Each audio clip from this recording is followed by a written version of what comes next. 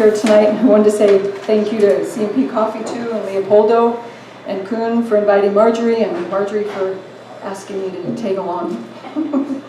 So we have a few people here from Auburn, but we are having an event in Auburn this weekend, so if some of you that are not from Auburn that are here tonight want to come out, we have flyers around on the chairs and tables, and the event is in a historic farm along the Green River in Auburn, and it's a really nice event. We just kind of park our chairs in the apple orchard and read poems. And we'll have some music too. So I do like to write a lot about current events, and I wanted to start off with one poem that I can get off my chest and then go on. My terms. If he has to be in my head all the time, he will be on my terms, being hauled away in handcuffs for treason, for a long time, for a life term. This vision I hold against him.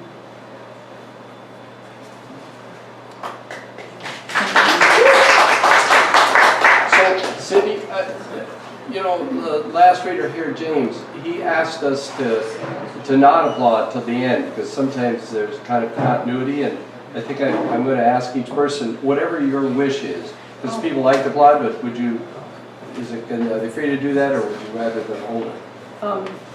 Applaud away. It doesn't matter. Okay. I've not had a choice before. So this poem that I wrote in 2012 is about the flag that came down with the World Trade Center. WTC remains. Our tattered flag, carrying the memories of crying hearts that fell to the ground on that day when all the flags of our nation flew low. Our tattered flag is sacred to the beating hearts that carry on, strong in our hopes to live free.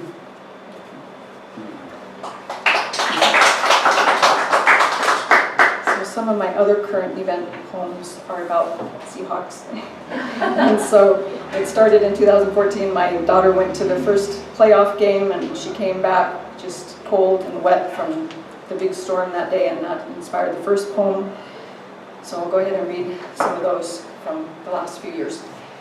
Storming Seahawks, wind whipped, rain ripped, Super Bowl road. Fans are strengthening the number 12 vocal cord for a hawk fight. Blue and green cover our city, color of pride. Eye of hawk glares, defiant, determined, will not release prey. 12 flag blowing, skittles flying, swag on hawks.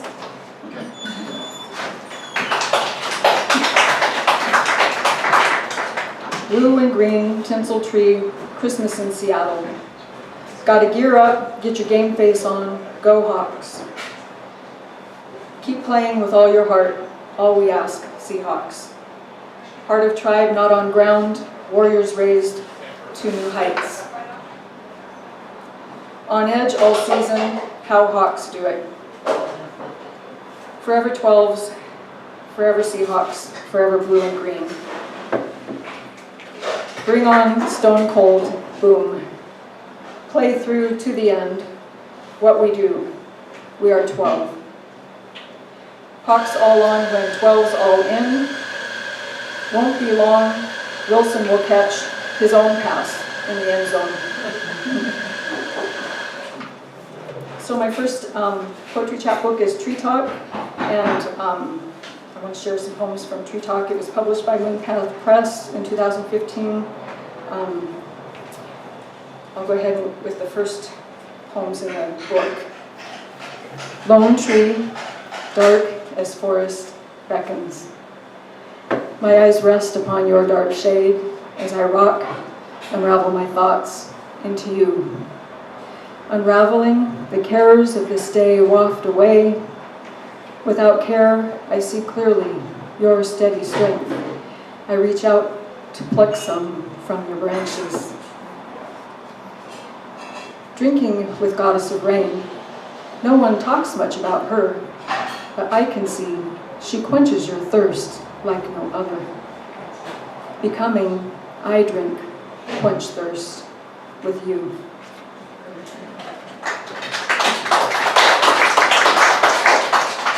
So I wanted to read a couple that Leopoldo put on the website. I can find them quickly.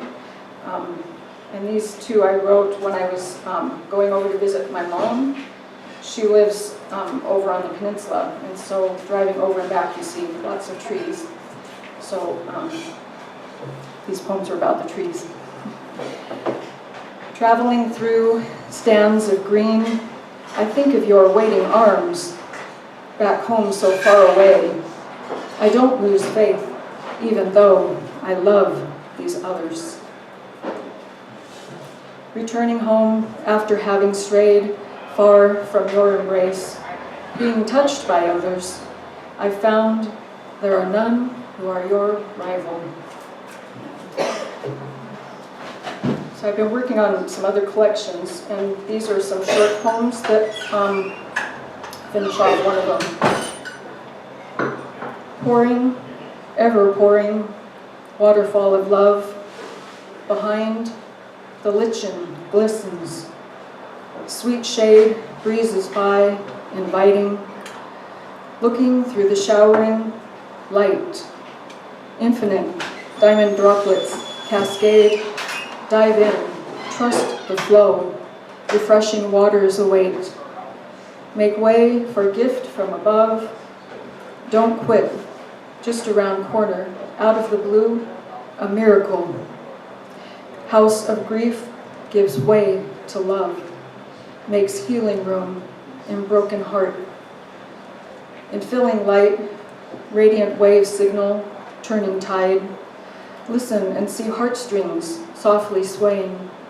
The song over the hills relays the story of rehoming, and the world, new worlds, welcome footfalls. The new soil resonates with your quickening pulse, resounds your name among the living. Take your place and be at once one.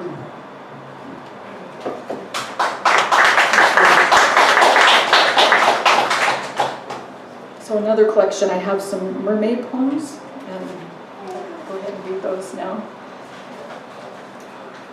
Depths calling. Meeting me at the edge, the surface of my mind, you swim through my dreams between worlds. Call from the depths, seek me out. Bind us with sacred song.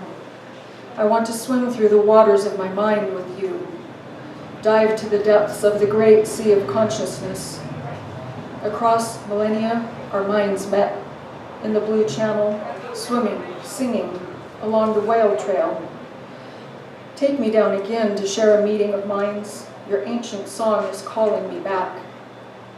Waiting on the edge for you, the green of the sea fills my nostrils, alters my world with a scent.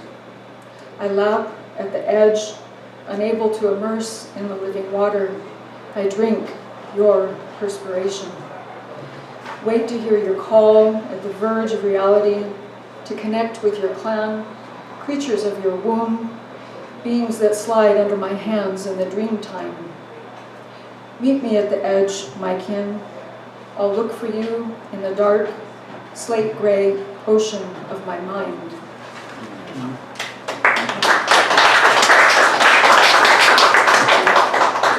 Myth-making. She reclines on a rock amid the sea, alluring, singing her human. She darts under a ship amid a tempest, viciously fighting her foe. Modern movies give her new life. Modern methods claim her body found. Modern myths continue her legend. She hides on the edge of awareness, silent siren of the sea.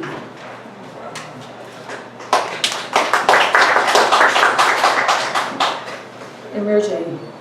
Eyes from space capture view of Earth covered by so much water.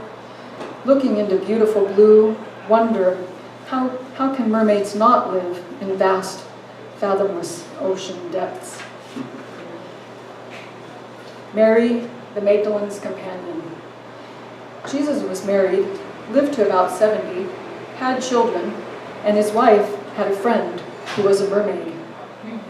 The Vatican archives contain records of her devoted following in Europe.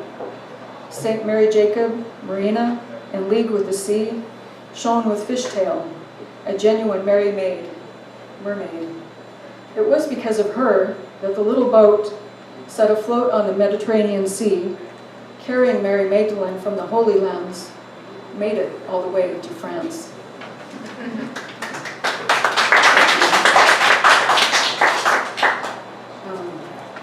I have a few poems. The first one is about Edmonds Beach. The second one is based in Suquamish, and then the third one is actually from a dream. Sojourner. Revelers come, go, as tidewater lapping your rocky shore. Stand before your alluring depths, seek, await unknown. Hastily you approach, retreat, drawing down bulwarks, ever lurking, luring, pulling us beyond, claiming your own. Travelers heed, call to witness your emergence. Village mother. Frequenting the res, sift white sand at Old Man House. Stand below canoes by Chief Ciel, lay beach treasures at his resting place. Visit secondhand store downtown, discover sketch of unclothed woman standing over clear salt water. Long black hair waves, reaches around, covers her, leaves no exposures. Raised arms reach forward with hands upturned. Face and eyes look out earnestly. Each time I return, I look for her until one day she is gone. I draw a picture from memory.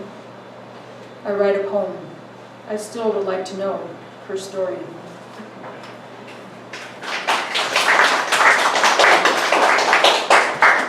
Unburial. I dreamt of a grassy stretch rising along a city beachfront, trailer homes aligned on hill above. Old fell tree trunk lay on grass, nothing special, grayed with time, finely twisted roots still attached. It was when we walked around, stood where roots once met earth, the spectacular appeared. There, implanted in the heartwood, within the bottom core, from whence the living spirit of the tree rose, a shining, smiling, carved face, happy cheeks, eyes looking out at us, roots flowing back and away like hair. Nodding upwards toward homes, a passerby said, "She is theirs, that's why she always stays."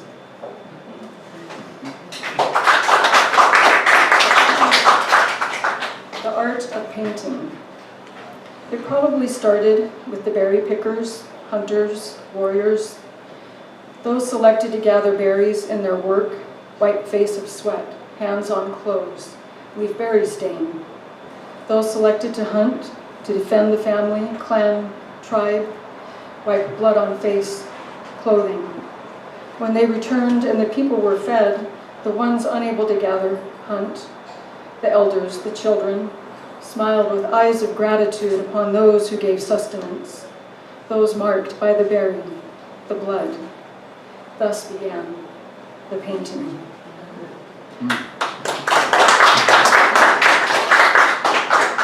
So I have one poem in two books, and for this book right here, Legends, Gifts of the Great Spirit, they wanted entries that were in response to the cover picture. So my poem is titled Light Warrior. An aura of light, shining white, frames his silhouette, adorns his feathered body. Back to blanket, drifting clouds, sweeping skyline, caressing wind. Breath of spirit, grandfather blows by, flattens prairie grass, makes way for his dance. The warrior will step out, give his heart to the drum, heartbeat of Earth Mother, give all he has to encourage the people encircling the dance. Share the light that blesses him with elders, mothers, children, brother and sister warriors, singers who honor ancient songs. Call to dance, heal hearts, help people endure, live strong in sacred beauty.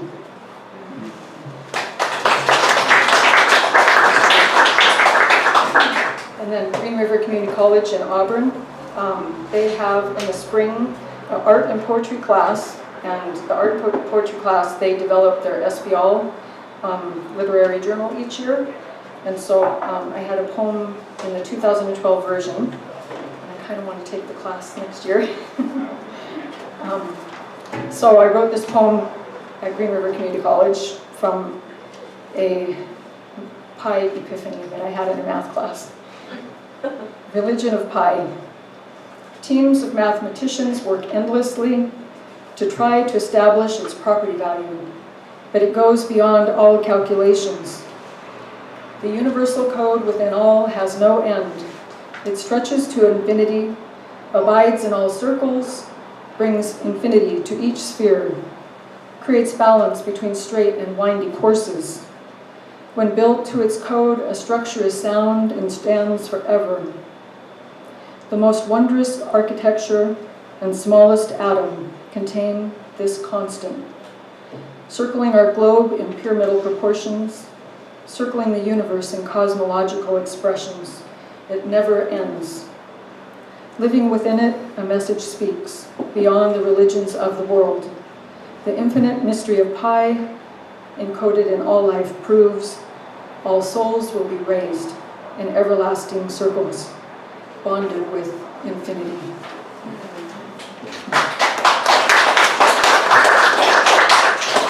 A little more time? Okay. I brought a couple poems that, well, one's to a musician and one's about music, because of your poster that says, sing to one another. I don't know if I'll try to sing, but the first one is for Prince. Found it. Let it be what it wants, a song, a poem. Let it flow through the strings, the pen. Find life in your hand. Give yourself to it. Let it play, pour, soar. Go in, explore your journey, your quest. Rising within, wellspring. Come again to the source. Find where you need to be. Take others with you.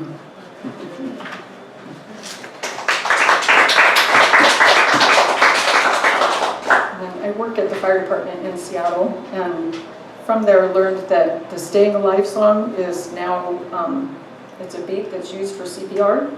So if you find someone and you have to do CPR, you think of the Staying Alive song. So I wrote this poem.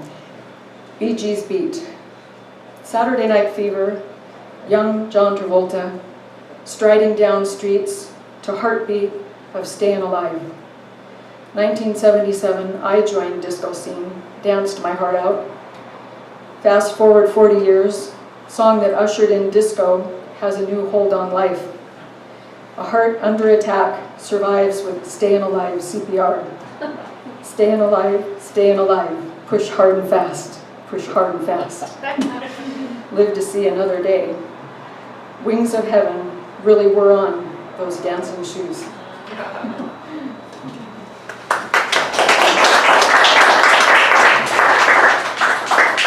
About done? What? I have one, right? Yeah, it's that. You do. Okay. So these two poems I wrote when I was reading a philosophy book.